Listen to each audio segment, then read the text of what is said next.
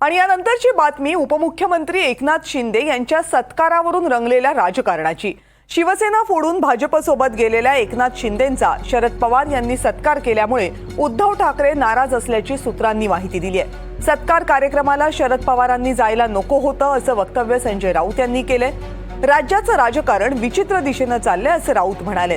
कोण कुणाला गुगली टाकतंय, कोण कुणाच्या टोप्या उडवतंय हे समजून घ्यायला हवं असंही ते म्हणाले। ठाकरे गटानं शरद पवारांनी केलेल्या शिंदेंच्या सत्कारावर स्पष्ट नाराजी व्यक्त केली आहे।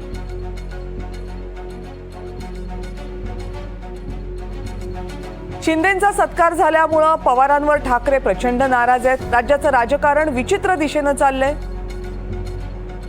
आणि पवार साहेब आम्हालाही राजकारण कळतं।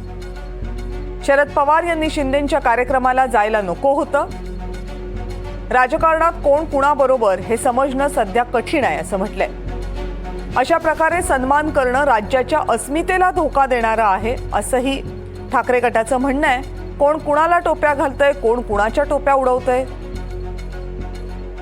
आणि कोण कुणाला गुगली टाकतंय, कोण स्वतःच विकेट होतंय हे पुन्हा एकदा समजून घ्यायला हवं असंही संजय राऊत यांनी म्हटलंय। पवारांनी काल शिंदेंचा नव्हे तर अमित शहांचा सत्कार केलाय असाही टोला राऊतांनी लगावलाय आणि या गोष्टीमुळे आपल्याला नक्कीच वेदना झाल्याची बाबही त्यांनी बोलून दाखवली आहे। राजकारणात काही गोष्टी टाळायच्या असतात। ठाण्याचा विकास हा शिवसेनेनं केलाय, त्यामुळे ठाण्याबाबत शरद पवार यांच्याकडे चुकीची माहिती असल्याचा टोलाही राऊतांनी लगावलाय। जर पवारांकडे माहिती नसेल तर राजन विचारे माहिती देतील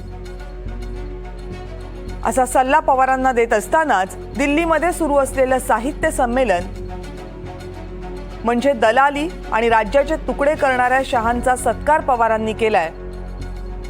मला साहित्य संमेलनाचं निमंत्रण आहे पण मी जाणार नाही असंही राऊतांनी म्हटलंय।